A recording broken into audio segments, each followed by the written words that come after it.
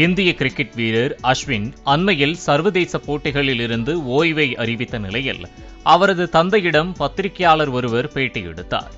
அப்போது பேசிய அஸ்வினின் தந்தை, இந்திய அணியால் தொடர்ந்து அவமானம் செய்யப்பட்டு வந்ததன் காரணமாக அஸ்வின் ஓய்வை அறிவித்திருக்கலாம் என்று தெரிவித்தார். இந்த வீடியோவை மருத்துவரும் தொகுப்பாளருமான சுமந்த் ராமன் எக்ஸ் தள பக்கத்தில் பகிர்ந்தார். இதற்கு எக்ஸ் தளத்தில் பதிலளித்த அஸ்வின், செய்தியாளர்களை சந்திக்கும் அளவிற்கு என்னுடைய தந்தை பயிற்சி எடுத்தவர் கிடையாது.